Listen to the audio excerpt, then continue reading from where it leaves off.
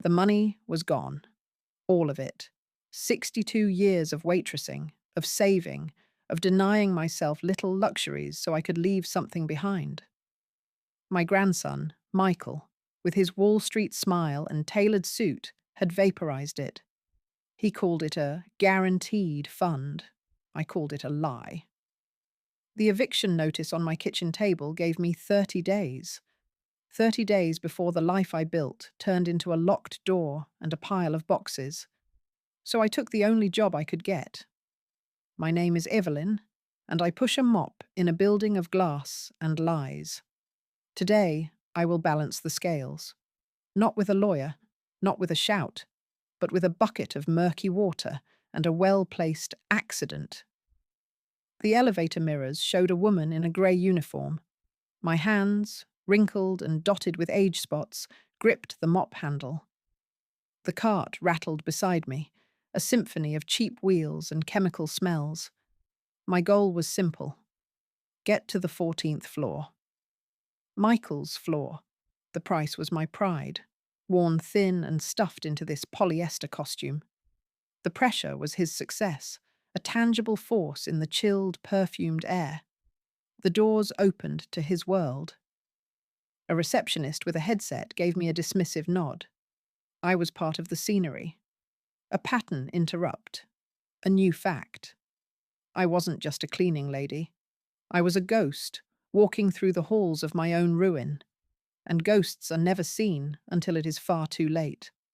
I pushed my cart toward the conference room, the apex suite. Through the glass wall, I saw him. Michael. He stood at the head of a polished table, a laser pointer in his hand. A large screen displayed complex graphs. His voice, muffled by the glass, was a confident, soothing drone. My goal was to observe the rhythm of his day. The price was the acid burn of betrayal in my throat. His power was the rapt attention of the people in that room, hanging on his every word. I wiped down a nearby desk, my movements slow and deliberate. I noted the time. 10:17 a.m. His big video conference with international investors was scheduled for 2:01 p.m., a micro twist. He never looked at me, but he walked over and placed his empty coffee cup on my cart. Thanks, Rosie. He didn't even know my name. In the custodial closet, surrounded by shelves of bleach and paper towels, I planned. The goal was to ensure the accident had maximum impact. The price was the constant, low hum of fear. What if I was caught? What if I was fired before I could do it? His power was the network of security cameras in the hallway, but they didn't watch the closets. They didn't watch the preparation. A pattern interrupt. An action. From my purse, I took the yellow plastic sign. Caution, wet floor. I ran my thumb over the raised letters. This was my ticket, my alibi, a standard piece of safety equipment. I would place it not as a warning, but as a marker. The moment I decided this, the plan solidified from a vague desire into a concrete mission. The closet door suddenly rattled, a sharp knock making me jump. I shoved the sign back into my purse. My heart hammered against my ribs. The door opened. It was Frank, the building's daytime security guard. His bulk filled the doorway. Everything okay in here, Evelyn? You're usually on the West Wing by now. My goal was to appear normal, unremarkable. The price was the forced calm in my voice. Just refilling the spray bottles, Frank. The disinfectant dispenser was acting up. He nodded, his eyes scanning the small room. Michael's power extended even here, in the form of a friendly guard doing his rounds. A micro twist. Frank's gaze lingered on my cart for a second too long. You know the drill. Don't want anyone slipping. Management is real strict about liability. He smiled, but his eyes were checking a box. He left, and I let out a breath I didn't know I was holding. The clock on the wall showed I had less than 4 hours. The pressure was now a person with a face and a name. I moved to the executive washroom adjacent to the Apex suite. My goal was to gather intelligence. The price was the degradation of scrubbing a toilet used by the man who ruined me. His power was the opulence surrounding me, the marble counters, the expensive soap. I cleaned the sink, finding a stray eyelash on the porcelain. A pattern interrupt, a new fact. He was fallible. He left traces. I heard two junior brokers enter, their voices echoing off the tiles. Huge volatility, but Michael says the Singapore group is locked in. After this call, his bonus could buy a small island. They left. A micro twist. The Singapore group. So that was who was on the video call. International. High stakes. Perfect. The information was a key, turning silently in a lock. I finished, my reflection in the mirror a pale, determined mask. The lunch hour arrived. The office emptied. My goal was to finalize the approach. The price was the skipped meal, the gnawing in my stomach both from hunger and nerves. I pushed my cart to the corridor outside the Apex suite. Michael's assistant, a young woman named Chloe, was at her desk, typing furiously. His power was the human shield he employed. I started mopping the floor, a long, slow arc of water and soap. Chloe looked up, annoyed. "Can you do that later? I'm trying to prep for the 2 o'clock." I nodded apologetically. "Almost done, miss." A pattern interrupt. An action. I slopped a larger amount of water than necessary near the conference room door. The murky pool spread. It was a test. Chloe sighed, gathered her tablet, and moved to a different desk. "Fine. Just be quick." She was gone. The space was mine.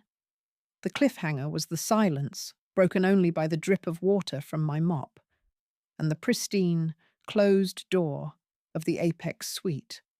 1:45 p.m. The office began to refill. My goal was to become invisible. The price was the ache in my lower back from standing still for so long in a supply alcove. I watched the players assemble. Michael, now wearing a Bluetooth earpiece, giving last-minute instructions. Chloe, handing him a folder. Tech guys, fiddling with the large monitor. His power was the team executing his will. A pattern interrupt, a complication. One of the tech guys emerged from the suite and looked directly at the faint, still damp patch on the carpet outside the door. He frowned. He knelt and touched it. My breath froze. He was going to call it in. He was going to have it dried to eliminate any risk. My entire plan, built on that specific patch of wet floor, was about to be erased before it began. He stood up, pulling out his phone. My goal shifted instantly. Stop him. The price was the risk of direct engagement. I stepped out of the alcove, my mop and bucket a prop. "Oh, don't you worry about that, honey," I said, my voice a gentle, grandmotherly trill. "I just mopped there. It's already dry as a bone. See?" I pressed my shoe firmly onto the spot. The young man looked from me to the floor, his frown easing. "You sure? We can't have any moisture near the equipment." "Positive." I gave him a warm, reassuring smile. "My joints are a better weather vane than any machine. It's dry." His shoulders relaxed. He put his phone away. "Okay. Thanks." He went back inside. A micro twist. My age, my appearance, had become an asset. He saw a harmless old woman, not a threat. The crisis was averted, but the clock was ticking down. On the large screen inside, I saw the video conference begin to connect. Faces from across the world blinking onto the screen. 1:58 p.m. The final preparations were complete. The Apex suite was full. Michael sat at the head of the table, his laptop open before him. a cord running from it to the main display. My goal was now one of pure execution. The price was the complete suppression of my shaking hands. I picked up the heavy, murky water bucket from my cart. The water was dirty from a dozen floors, clouded with grime and soap residue. His power was the closed door, the soundproof barrier between him and the outside world. A pattern interrupt, the ultimate action. I pushed the door open. A few heads turned, irritated. Michael looked up, his expression one of pure annoyance. "Not now," he mouthed sharply. I gave a feeble, apologetic nod, holding the bucket. "Just need to check the trash," I mumbled, moving toward the corner. Then, my foot caught on the edge of the expensive rug.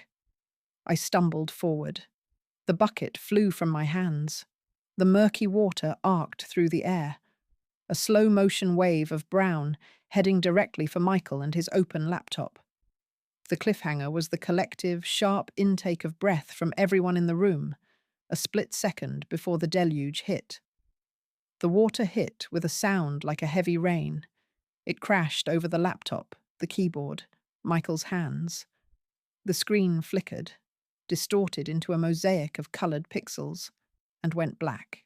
Murky water pooled on the polished table, dripping onto laps and expensive shoes. Chaos erupted. Shouts, gasps. Someone yelled for IT. My goal was to sell the accident. The price was the genuine shock coursing through my own veins. I clutched my chest, my face a mask of horrified embarrassment.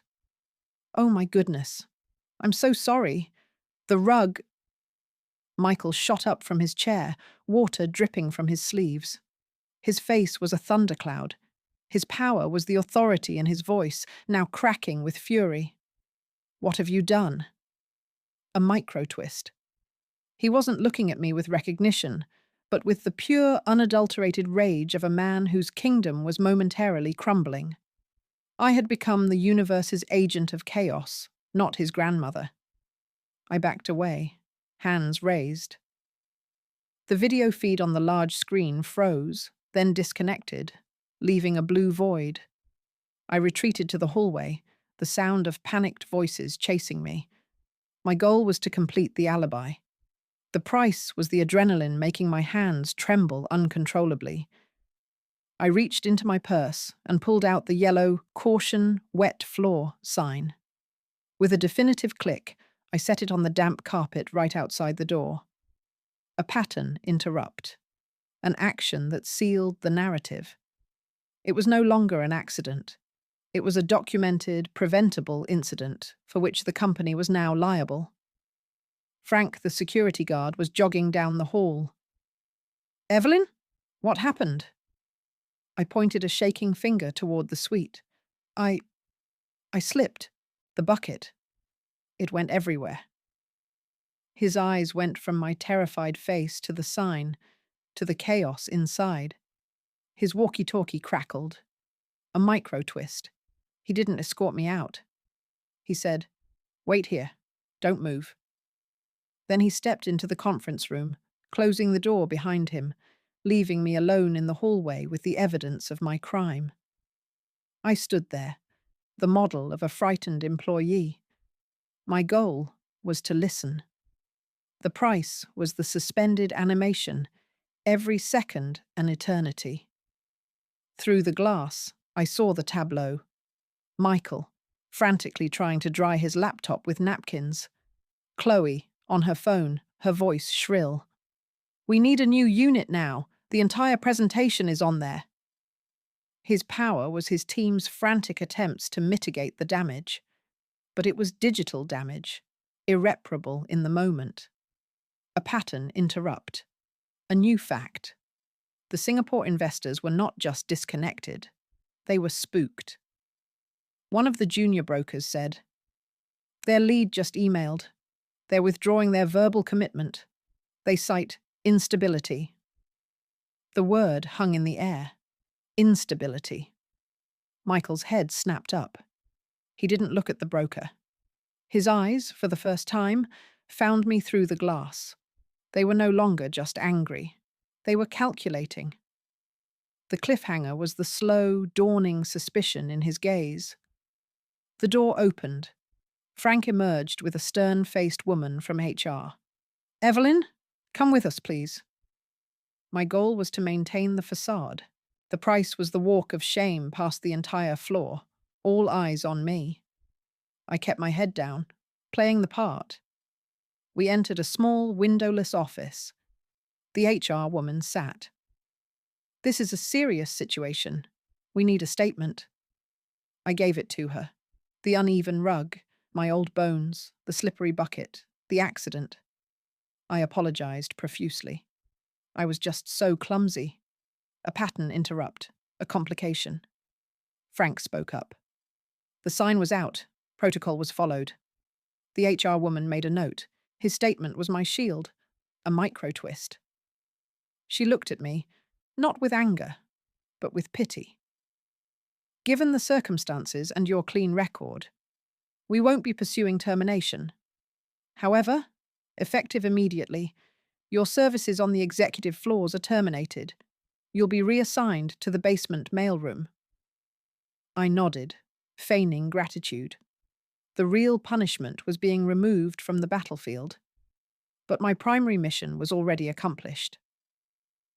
An hour later, I was in the basement. It was a cavern of concrete and fluorescent lights, smelling of dust and damp paper. My goal was to process the aftermath. The price was the deafening quiet, a stark contrast to the opulent chaos upstairs. I sorted mail into bins, my movements mechanical. The yellow sign was back in my purse, a cold, hard secret. His power had reshaped my world yet again, banishing me underground. A pattern interrupt. A new fact. The basement had its own rhythm, its own people. They didn't know about the incident upstairs. I was just the new old lady. At the end of my shift, I walked out into the evening air. I felt 100 years old. My phone buzzed. A single text from Michael. It wasn't a question. It was a statement. It read, "We need to talk." The cliffhanger was the finality of those 4 words. I stood on the sidewalk outside the towering glass building. The text message glowed on my phone screen. "We need to talk." My goal was to decide my next move. The price was the cold knot of fear in my stomach. His power was the reach of that single message, pulling me back into his orbit. I did not reply. I put the phone away. A pattern interrupt. An action. I did not get on the bus home. Instead, I walked 2 blocks to a small public library. The silence there was a blanket. I found a computer terminal and logged in with a guest pass. My fingers, still rough from cleaning chemicals, typed his name and the fund's name into a search engine. The results were mostly bland corporate profiles. But then, I saw it. A micro twist. A link to a regulatory filing from over a year ago. A footnote listing the fund's initial auditors. A firm that had been dissolved after a separate scandal. He had built his house on a rotten foundation from the start. The cliffhanger was the printer whirring to life, producing a hard copy of that forgotten fact. The basement mailroom the next day was a tomb. My goal was to be invisible, to gather more pieces. The price was the monotony, folding letters into envelopes for 8 hours. His power was the structure of this place. Every piece of paper was a potential leak I had to find. A pattern interrupt. A new fact. The inter-office mail system was a web connecting every department, including compliance. A bin marked "Shred" sat in the corner, filled with discarded documents from the upper floors. At the end of the day, the shredding service would collect it. My supervisor handed me a new key card. "This only gives you access to the basement and the service elevator. Don't lose it." The plastic was cheap and light, a micro twist. This limited keycard was my new world. But as I took it, I saw the shredding bin was overfull. A single, folded memo had fallen onto the floor behind it. I picked it up. It was a routing slip for a document destruction company. Secure Shred Inc. The cliffhanger was the address printed at the top, a warehouse in an industrial park across town. The shredding bin was my new focus. My goal was to see what they were so eager to destroy. The price was the risk of being caught going through trash. For the next 3 days, I watched the rhythm. The bin was emptied every afternoon at 4:30 p.m. His power was the routine, the assumption that no one would care about discarded paper. A pattern interrupt, an action. On the 4th day, at 4:25 p.m., I accidentally spilled a cup of cold coffee over the bin's contents. "Oh dear, what a mess!" I exclaimed to the empty mailroom. My supervisor groaned. "Now it's a biohazard. They won't take it wet. You'll have to bag it for regular disposal." I apologized profusely. I spent the next hour carefully transferring the sodden, coffee-stained papers into thick black trash bags, a micro-twist. As I did, I skimmed invoices, memos, and then a single page, a draft of an internal email from Michael's department. The subject line, Q3 Investor Report, Revised Projections. The word revised was underlined. The cliffhanger was the feel of that particular page, slightly thicker, tucked between 2 others, as I slipped it into the bag. I took the black trash bag home. My goal was to examine the salvaged document. The price was the smell of stale coffee and damp paper that filled my small kitchen. I laid the page on the table, smoothing its wrinkles under the weak glow of the overhead light. His power was the language of the document, full of jargon and percentages. But the numbers were clear. The revised projections were dramatically, fraudulently inflated compared to the previous quarter's figures I remembered. A pattern interrupt. A new fact. At the bottom of the page, a handwritten note in blue ink. Audit trail compliant? The handwriting was not Michael's. It was sharper, more angular. Someone else was aware of the deception. A micro-twist. This wasn't a one-man operation. He had help. The cliffhanger was the realization that the corruption went deeper than my grandson. I looked at the yellow caution sign sitting on my counter. It was no longer just a memento of a spilled bucket. It was a warning for a much larger, more dangerous game. The document was a starting point, not proof. My goal was to understand the structure of the lie. The price was the isolation, the silence of my apartment broken only by the rustle of paper. I spent the evening researching the terms on the page. Asset valuation. Projected yield. His power was the complexity designed to obscure the truth, a pattern interrupt, an action. I used a magnifying glass from my sewing kit to examine the handwritten note. Under the words, audit trail compliant, I saw a faint impression, a ghost of writing from a page that had been on top of it in a pad. I carefully shaded over it with a pencil. Letters emerged. KR. Initials. A micro-twist. A person. KR. The cliffhanger was the slow revelation of this new player, a shadow in the machine. The mailroom the next day was a fortress of routine. My goal was to identify KR. The price was the constant vigilance, the feeling of being a spy in a house of cards. I sorted through the incoming interoffice mail, paying attention to the recipient names. His power was the sheer volume of information, the river of paper I had to fish in. A pattern interrupt, a complication. My supervisor placed a stack of sealed, confidential envelopes on my cart for delivery within the basement. "These are for the records archive. Room B17. Your keycard should work." Room B17 was a cavernous space filled with filing cabinets holding old, physical records. It was a dead zone. But as I delivered the mail, I saw a directory of departments posted on the wall. My eyes scanned the list. A micro twist. I found it. Legal and compliance. And beneath it, a name, Catherine Reed, Deputy Director. KR. The cliffhanger was the cold chill that ran down my spine.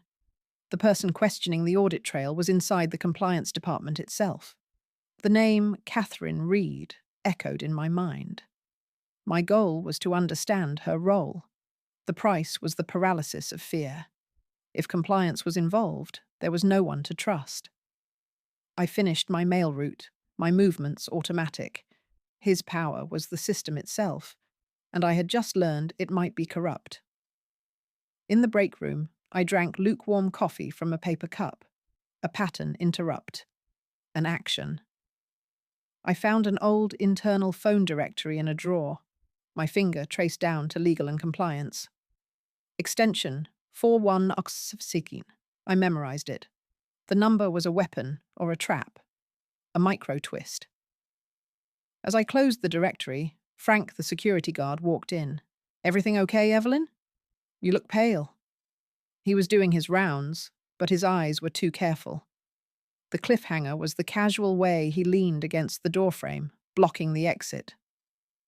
"Just a long day, Frank," I said.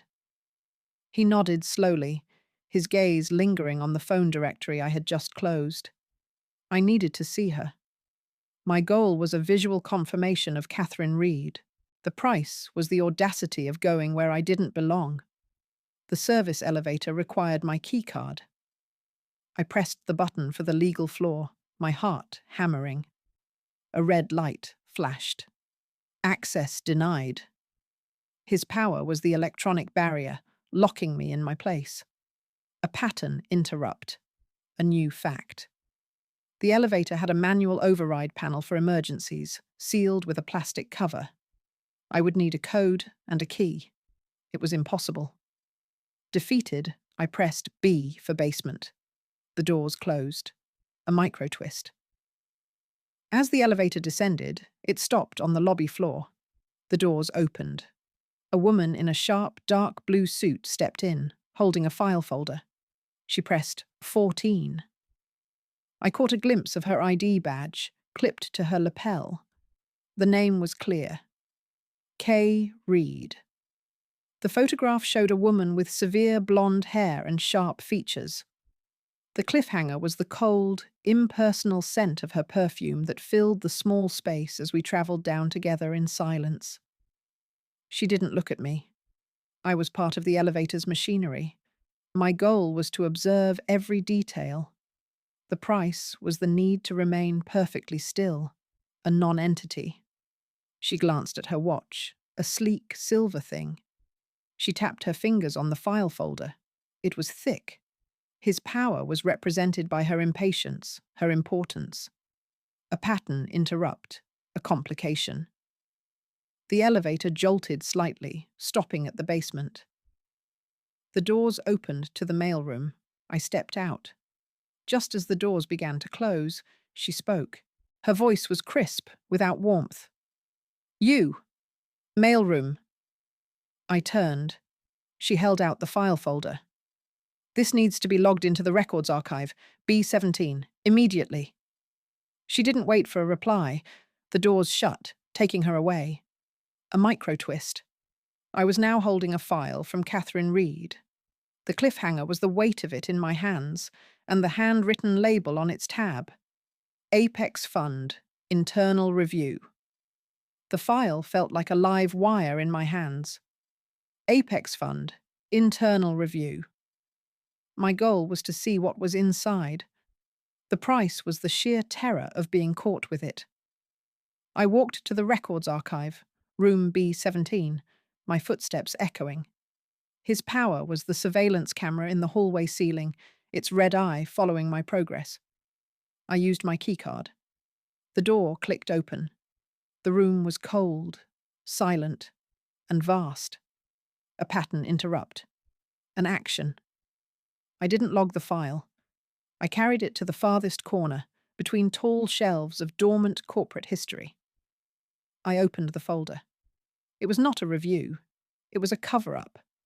Memos suggesting data inconsistencies were merely reporting errors. The handwritten note I'd found was not here. A micro twist. This was the sanitized version. Catherine Reed wasn't investigating the fraud, she was orchestrating its burial. The cliffhanger was the sound of the archive door opening again and a voice calling out, "Hello? I have a delivery for logging." I closed the file silently. My goal was to avoid detection. The price was the frantic beat of my heart, so loud I feared it would give me away. I moved deeper into the shelves, toward the voice. It was a young man from the mailroom, holding a small box. "I'm over here," I said, my voice steady by some miracle. "I'll take it." He handed me the box, looking relieved. "Thanks, Evelyn. This place gives me the creeps." He left. A pattern interrupt. A complication averted.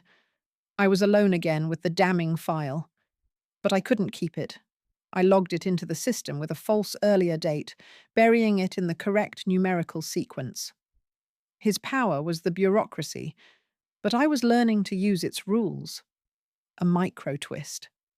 As I slotted the file into its designated drawer, I saw the one next to it. It was labeled Apex Fund, Initial Audits. The very first audits. The cliffhanger was the thin layer of dust on its handle, undisturbed for years. I pulled the initial audits file. My goal was to find the origin of the rot. The price was the dust I inhaled, the grit on my fingers. The file was thick with technical language. His power was the opacity of the financial world. A pattern interrupt. A new fact. I found the original engagement letter. The auditing firm was the one I'd found online, the one dissolved in scandal. And signed at the bottom, for the fund, was Michael's signature. Bold, confident. It was dated just 2 weeks after he had first presented the opportunity to me. He knew. He had always known. A micro twist. Paper clipped to the back was a brief, handwritten note on a sticky note. Per our discussion, the foundation is set. KR. The partnership was there from the very beginning. The cliffhanger was the profound, silent collapse of the last remnant of my grandson I had in my heart. The note was the cord that tied it all together. And KR, a partnership. My goal was now evidence. The price was the final, chilling acceptance of his true nature. I could not take the original files. His power was the inventory system, the regular, if infrequent, audits of this room. But I had access to a machine, a pattern interrupt, an action. I carried both files to the archaic photocopier in the corner of the archive. Its green power light glowed like a single eye. I fed it quarters from my purse. The machine whirred to life, flashing a bright, rhythmic light with each copy. Every flash felt like a beacon announcing my crime. I copied the engagement letter, the handwritten note, the key memos from the internal review file. A micro twist. The copier jammed halfway through. I had to open the panel, my fingers fumbling, pulling out a warm, melted piece of paper that had twisted in the mechanism.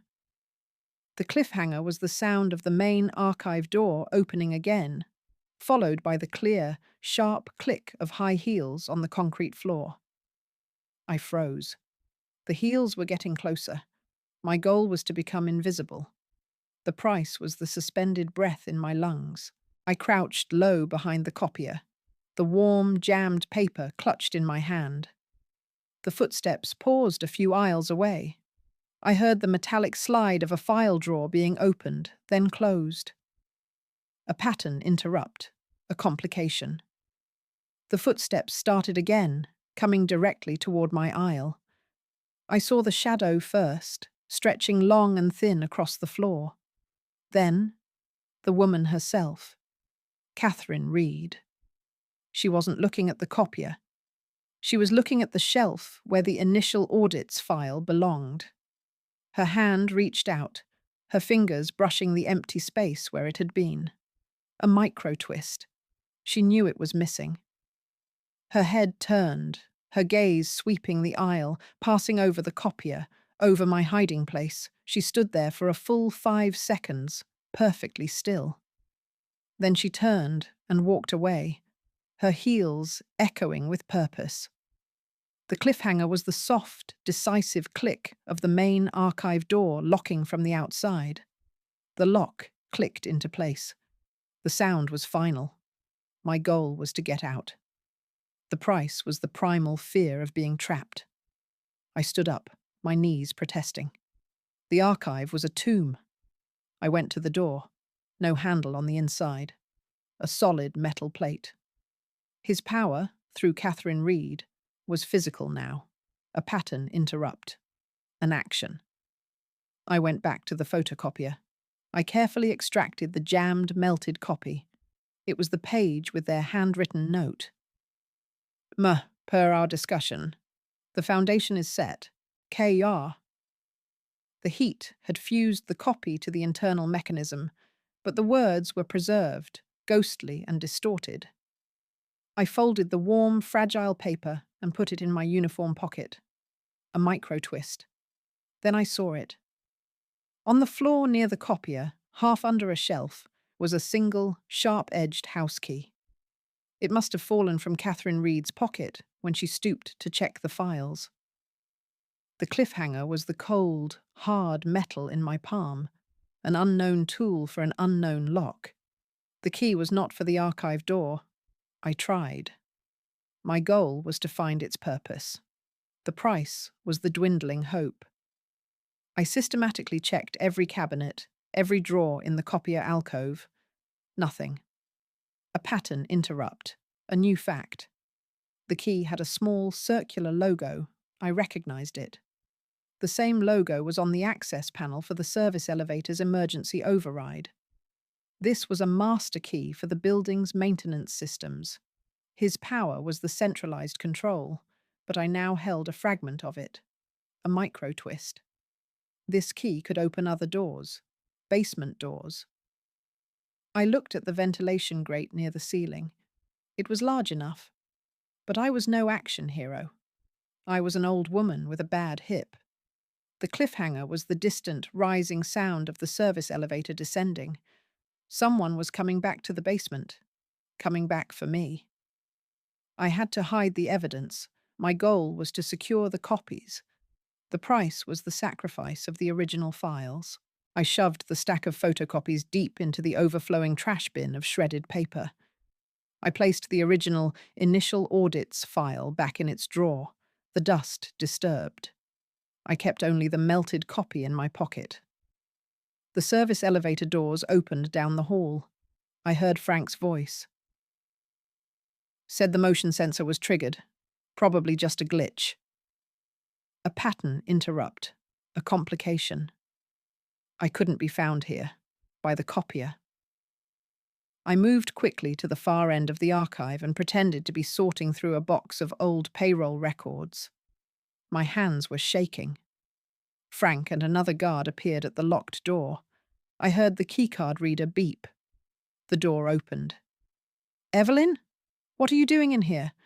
The system says this room was locked. A micro twist. Frank's face was not suspicious, but confused. The other guard looked past him, his eyes scanning the room, lingering on the photocopier. The cliffhanger was the other guard's hand, resting on the butt of his taser. I held up a dusty payroll ledger. My supervisor asked me to find a discrepancy from a few years back. My voice was a thin, weary thread. The door must have locked behind me. These old mechanisms. I let the sentence hang, shaking my head as if baffled by technology. My goal was to sell the performance. The price was the humiliation of playing the confused old woman. Frank's posture relaxed. The other guard, however, kept his eyes on me. You're not supposed to be in here alone, he said. His name tag read J. Miller. His power was the suspicion I had triggered. A pattern interrupt. An action. I coughed, a dry, rattling sound, and leaned heavily against the shelves. I just need to sit down for a moment. The dust. A micro twist. Frank stepped forward, his concern overriding protocol. Let's get you out of here, Evelyn. He took my arm. Miller's jaw tightened, but he didn't object. As Frank led me out, I glanced back at the trash bin. The cliffhanger was Miller's gaze, which followed mine, settling on the bin of shredded paper for a beat too long. Frank escorted me to the service elevator. You should head home early.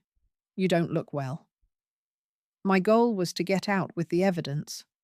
The price was the condescending pity in his voice. I nodded, feigning weakness. The elevator arrived. Miller stayed behind, presumably to check the archive. His power was the lingering threat of his scrutiny. As the doors closed, I felt the weight of the key and the melted copy in my pocket. A pattern interrupt. A new fact. The service elevator had a control panel I'd never seen used. A keyhole for freight mode. The key in my pocket was the exact same shape. I did not insert it. Not yet. The doors opened on the ground floor. A micro twist. Waiting there was Michael. He stood with his hands in his pockets, his expression unreadable. He had been called. The cliffhanger was the flat, cold look in his eyes as he watched me step out of the elevator. Grandmother, we really do need to talk. He led me to a sterile, white conference room, not his office, a neutral territory. My goal was to endure. The price was the surreal horror of sitting across from this stranger who shared my blood. He didn't speak immediately, just studied me. His power was the silence, the waiting. The incident with the laptop was unfortunate. He began, his voice carefully modulated. But this, lurking in archives after hours, a pattern interrupt, a complication. He slid his phone across the table. On the screen was a frozen security camera image. Me entering the archive room hours earlier. Catherine Reed is very thorough. She noticed a file was out of place. A micro twist. He smiled, a thin, cold gesture. She thinks you're just a senile old woman who got lost. I'm inclined to agree. For now. The cliffhanger was the unspoken threat in his agreement, a leash he was choosing to hold. I said nothing. My goal was to let him believe his own narrative. The price was the acid taste of bile in my throat. He took his phone back. I've arranged for a car to take you home. I think it's best if you don't return to the mailroom. I'll have your final check couriered. His power was the effortless termination, wrapped in a veneer of family concern, a pattern interrupt, an action. I stood, my body feeling ancient. Thank you, Michael, I said, my voice a quiet surrender. I walked out, past the receptionist, past the glass walls, and into the waiting black car, a micro twist. As the car pulled away from the curb, I looked at the building's reflection in the window, and I saw him, watching from his conference room on the 14th floor. He thought he was watching the end of the problem. The cliffhanger was the slow, deliberate breath I took, the first one that felt like my own all day. The car dropped me off. My apartment was a silent, hollow space. My goal was to inventory my weapons. The price was the profound fatigue that weighed on every limb. I emptied my pockets onto the kitchen table. The yellow caution sign, the melted, fragile photocopy, the master key. 3 simple objects. His power was a skyscraper of money and influence. Mine was this: a pattern interrupt, a new fact. I examined the key under the light. The logo was indeed for the building's management company. It was a master key for maintenance panels, not offices. It could open electrical closets, elevator panels, perhaps the janitorial supply rooms on every floor. A micro twist. It was a key to the building's veins, not its heart. But veins carry lifeblood. The cliffhanger was the sudden, sharp ring of my landline telephone, a sound that rarely broke the silence. I let it ring. The machine picked up. My own voice, from a decade ago, cheerfully asked the caller to leave a message. A beep. Then a man's voice, smooth and professional. Ms. Evelyn Prentice? This is Robert Alban from Alban and Associates, representing your grandson, Michael Prentice. It is imperative we discuss the matter of your recent actions and a potential cease and desist order. Please call me back at... My goal was to process this new front in the war. The price was the cold legal language making it all terrifyingly real. His power was now institutional, armed with lawyers. A pattern interrupt, a complication, a cease and desist. They were building a paper fortress around themselves and around me. I wrote down the number, a micro twist. The lawyer's name was familiar. I'd seen it on a donor plaque at the public library, a major benefactor. The cliffhanger was the understanding that Michael's resources were woven into the very fabric of the city. I did not call the lawyer. My goal was to protect the evidence I had. The price was the isolation, knowing the next knock on the door could be a process server. I used clear packing tape to carefully laminate the melted photocopy, preserving the ghostly words. Per our discussion, the foundation is set. KR. It looked like a fossil, a pattern interrupt, an action. I then logged onto the library's website from my home computer. I searched for Robert Alban and Secure Shred Inc. The search results were a web of interconnections, charity boards, corporate sponsorships. His power was a network of respectable faces, a micro twist. One search result showed a photo from a charity golf tournament. Robert Alban, smiling, his arm around the city's district attorney. The cliffhanger was the sheer scale of the wall I was facing, a wall made of money, law, and friendship. The lawyer's call changed the rules. My goal was to find a lever outside his system. The price was the realization that I was truly alone. I thought of the shredded paper in the archive bin. It would be collected by Secure Shred. The address was in my purse. His power was the legal threat, designed to paralyze me. A pattern interrupt. An action. I took a bus to the industrial park. The Secure Shred warehouse was a large, nondescript building behind a chain-link fence. Trucks were being loaded with containers of paper. A micro twist. I saw a public notice on the fence gate. Secure Shred is a wholly owned subsidiary of Alban Holdings, Robert Alban's company. The shredding was not just secure, it was controlled by the same people. The cliffhanger was the futility of it all, staring at the corporate name etched on the sign.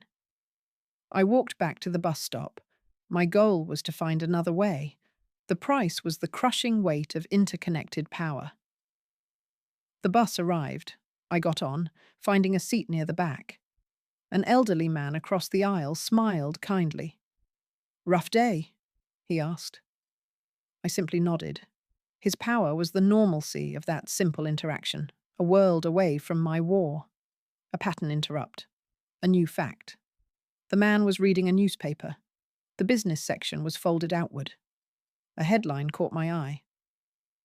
SEC opens broad inquiry into pyramid scheme tactics in private funds. Below it was a number for a confidential tip line. It was a different branch of the government. Not the police. Not a lawyer. The Securities and Exchange Commission. A micro twist. The system had cracks, even for them. The cliffhanger was me memorizing the number, digit by digit, as the bus rumbled on. At home, I dialed the number. My goal was to report the crime, not to a person, but to a system. The price was the exposure of my voice, my identity. An automated menu greeted me. It offered a website for electronic submission. I hung up. A pattern interrupt. A complication. A website left a digital trail. His power was in the digital realm, in firewalls and monitoring. I needed a public computer. The library was closed. A micro twist. I remembered the bus station. It had a few computer terminals for travelers, paid for with cash. Anonymous. The cliffhanger was the image of my reflection in the dark screen of my own phone. A ghost in the machine. The bus station was loud and smelled of diesel and cleaning fluid. My goal was to submit the tip. The price was the $5 in coins it cost for 30 minutes of computer time. The terminal was slow, the keyboard sticky. I navigated to the SEC website and found the tip form. His power was the illusion of anonymity. I had to assume they could trace this. A pattern interrupt, an action. I did not use my name. I used the case number from the eviction notice. I listed the facts. The fund's name, Michael's name, Catherine Reed's name, the initial auditing firm. I stated that documents proving intentional fraud were in the Apex Fund. Initial audits file in the company's own records archive, room B17. A micro twist. I did not mention the laptop. I did not mention the water. This was a new battle, on new terrain. The cliffhanger was the final click of the submit button and the screen going blank as my time expired. I returned to my apartment, expecting silence. Instead, the red light on my answering machine was blinking. One new message. My goal was to prepare for the next assault. The price was the constant state of alert. I pressed play. It was not the lawyer. It was a woman's voice, crisp and low. Evelyn, this is Catherine Reed. We have a mutual problem. My office, tomorrow, 10 a.m. Use the service elevator. The message ended. No threats, no pleas. A statement, a pattern interrupt, a major complication. She was not acting through Michael. She was contacting me directly. His power was fracturing. A micro twist. She had given me an instruction and an access method. She knew about the key. The cliffhanger was the calculated risk in her voice, a tone I recognized all too well. It was the sound of self-preservation. I did not sleep. My goal was to walk into the lion's den. The price was the cold certainty that this could be a trap. At 9:55 a.m., I stood before the service elevator. I used the master key on the control panel. The freight mode light glowed amber. The doors closed, and the elevator rose, smooth and silent, bypassing all other floors. It opened directly into a private foyer. Catherine Reed's office. It was as severe as she was. Glass, steel, no photographs. She stood by the window, looking down at the city. "He's panicking," she said without turning around. "The SEC tip was a mistake. It forces his hand." A pattern interrupt. A new fact. She knew about the tip. Already. His power was information, but so was hers. A micro twist. She turned. Her face was pale. "He's planning to liquidate the fund, disappear the remaining assets, and he's framing me for the entire thing." The cliffhanger was the file she slid across her desk toward me. It was titled Liquidation Plan, Project Phoenix, and the author was listed as K. Reed. I did not touch the file. My goal was to understand her game. The price was the temptation of an alliance with a snake. "Why are you showing me this?" I asked. She smiled, a thin, bitter line. "Because you are the only person he cannot control, and you have nothing left to lose." His power was the ability to betray his closest accomplice, a pattern interrupt, an action. I opened the file. It was detailed. Bank routing numbers, offshore accounts, a timeline. It was all there. a micro twist. Stamped on the bottom of each page was "Draft for Destruction." He had created a digital paper trail that led directly to her, and he was going to burn the original. The cliffhanger was the low chime from her computer. An alert. She looked at the screen, her composure cracking for the first time. He's initiating the transfer sequence. Now. He's moving the money? I asked. She nodded, her fingers flying across her keyboard. He's triggering Project Phoenix. He's using my credentials. His power was the final, cowardly theft. A pattern interrupt. A complication. Can you stop it? She shook her head. Not from here. He's locked me out. The only place to stop it is at the server itself. The primary server room is on the 15th floor. It requires a dual-key system. A micro twist. She looked from me to the master key I still held in my hand. My key is revoked. But that is a master maintenance key. It can get you into the anteroom. The final server rack requires a different key. A physical key. Michael has it. The cliffhanger was the sheer audacity of the next step. She was sending me to stop him physically. I was back in the service elevator. My goal was the server room. The price was the absurdity of the situation. An old woman, a cleaning key, heading to stop a digital heist. The elevator opened on the 15th floor. It was cold, the air humming with the sound of servers. The door to the main server room was reinforced glass. I saw Michael inside, his back to me, hunched over a terminal. His power was the final command he was typing. A pattern interrupt. An action. I used the master key. It unlocked the outer anteroom. I stepped inside. A second, heavier door stood between me and him. It had a keypad and a physical lock. I was trapped in the small, soundproof space. He heard the click of the outer door. He turned. Our eyes met through the glass. His were wide with shock, then fury. A micro twist. He saw the key in my hand. He understood.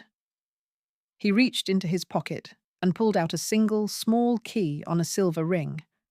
The server key. The cliffhanger was him holding it up, a smug, victorious smile on his face before he turned back to the terminal to finish his work. I was locked in. My goal was to get that key. The price was my complete and utter helplessness. I pounded on the glass. It didn't even vibrate. He ignored me, typing. His power was the barrier, both physical and technological. A pattern interrupt. A new fact. On the wall of the anteroom was a diagram of the fire suppression system. In case of emergency, an inert gas would flood the server room to prevent fire, automatically locking all doors. The trigger was a large red button behind a plastic cover, a micro twist. It was a fail-safe. It would stop him. It would also trap me in an anteroom rapidly filling with gas. The cliffhanger was my hand, hovering over the red plastic cover. I broke the cover. My goal was to stop him, whatever the cost. The price was the potential of my own life. I slammed my palm onto the red button. A deafening alarm blared. Red lights flashed. Michael spun around, his face a mask of confusion and rage. A heavy metal shutter began descending over the server room door, separating us. A pattern interrupt. The ultimate complication. As the shutter came down, I saw him make a desperate lunge toward the server rack, not to abort the transfer, but to yank out a hard drive. The gas, with a loud hiss, began flooding his room. The shutter sealed with a final, resonant clang, a micro twist. He had the hard drive in his hand. He had saved the data, and the money was likely gone. But he was trapped. The cliffhanger was the sound of his muffled shouts from the other side of the metal shutter, and the distant wail of sirens approaching the building. The anteroom did not fill with gas. It was designed only to flood the sealed server chamber. I was safe. The alarm was still screaming. My goal was to get out before security arrived. The price was the knowledge that he might have succeeded. I used my key to unlock the outer door and stepped back into the hallway. Chaos was erupting. People were evacuating. In the confusion, I didn't take the elevator. I found the stairwell and started down, my body trembling from the adrenaline. A pattern interrupt. An action. On the landing between the 14th and 13th floors, I stopped. There, tucked behind a fire extinguisher, was a small, black object. The hard drive. A micro twist. In his panic to escape the gas, he must have dropped it. The cliffhanger was the cold, solid weight of it in my hands, the entire scheme contained in one palm-sized device. I walked out of the building with the evacuees. No one noticed an old woman clutching a small black box. My goal was to secure the drive. The price was the paranoia that every person was looking at me. I went straight to the post office. I bought a prepaid shipping box, the kind that requires no return address. A pattern interrupt. A complication. I needed a destination. I couldn't send it to the SEC. It would get lost. I thought of the one person who might know what to do. The newspaper reporter who wrote the article I saw on the bus. I found his name and the newspaper's address on my phone. A micro twist. I packaged the hard drive with a single typed note. Evidence for the SEC inquiry. Apex Fund. Project Phoenix. I did not sign it. I mailed it. The cliffhanger was the finality of the clerk taking the box, the point of no return. The fallout was public and swift. It was on the news that evening. Wall Street broker apprehended after office gas leak scare. They showed Michael being led out in handcuffs. The report mentioned an ongoing federal investigation and a treasure trove of evidence mysteriously delivered to a financial reporter. My goal was to watch it end. The price was the hollow feeling where my anger used to be. I sat in my silent apartment. A pattern interrupt. A new fact. A second news segment followed. Compliance executive turns state's evidence. Catherine Reed's photograph flashed on the screen. She had made a deal. She would testify against Michael in exchange for immunity. His power was utterly gone, shattered by his own lieutenant. A micro twist. She had used my intervention to save herself, just as she planned. The cliffhanger was the phone ringing again. This time, it was a number I didn't recognize. I answered. It was a woman from the district attorney's office. They needed a statement. They had the eviction case number from my SEC tip. They had connected it to me. My goal was to end this. The price was reliving it all for the official record. I agreed to meet them. I told them everything, from the first lie about the guaranteed fund to the hard drive in the stairwell. I did not mention the spilled water. That was my own private justice. A pattern interrupt. An action. I handed over the laminated photocopy of the note, the foundation they had set. The DA looked at it, then at me. This is compelling. It shows premeditation. A micro twist. The evidence I'd risked everything for was now just one more piece in a large pile. The cliffhanger was the quiet thank you from the DA, and the knowledge that my part was finally, truly over. Weeks passed. The eviction was stayed. A temporary fund for the victims was established. A small fraction of what was lost. It was enough. My goal was to rebuild a life. The price was the permanent silence where family should have been. I got a different job, at a small flower shop. The work was quiet. The smells were pleasant. A pattern interrupt. A complication. A letter arrived. It was from Michael's legal team. He was pleading guilty to multiple counts of fraud and embezzlement. The sentencing hearing was scheduled. They asked if I wished to provide a victim impact statement. A micro twist. The form was pre-printed, with blank lines for my response. The cliffhanger was the pen in my hand, hovering over the empty space. I did not fill out the form. My goal was to sever the last thread. The price was the closure I would never get from him. On the day of his sentencing, I took the bus across town. I walked into the courthouse. I sat in the back of the courtroom. He stood before the judge, thinner, in a jumpsuit. His lawyer spoke. The judge spoke. The numbers were read aloud. A pattern interrupt. An action. I stood up before the judge could bring down the gavel. I walked out. I did not need to hear the number of years. I did not need to see his face when he heard it. A micro twist. As I descended the courthouse steps, I felt a lightness, not of forgiveness, but of release. The cliffhanger was the sun on my face, a simple, physical sensation I had not felt in a long time. I returned to the flower shop. The bell on the door jingled. My boss smiled. "Good trip, Evelyn?" I nodded. My goal was to be present in this new, simple life.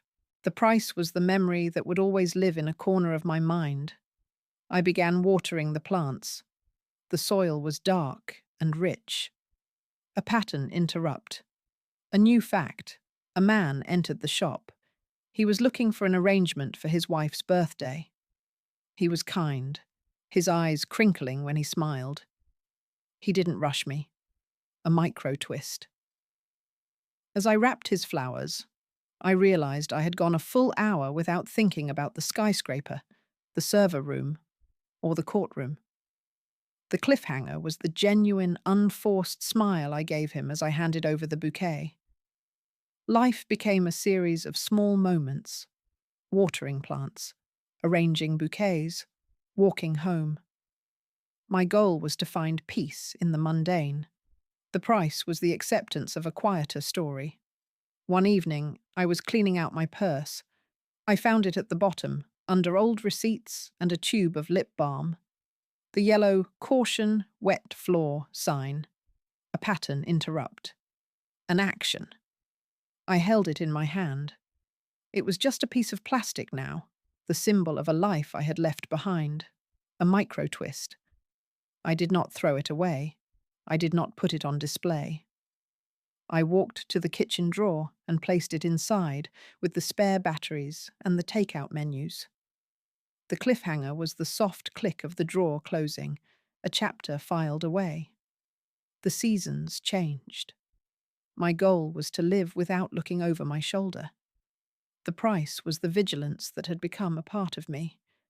I read a news article online, Michael's final sentencing, a number finally, a long one. Catherine Reed had testified, as promised. She had avoided prison. A pattern interrupt, a complication.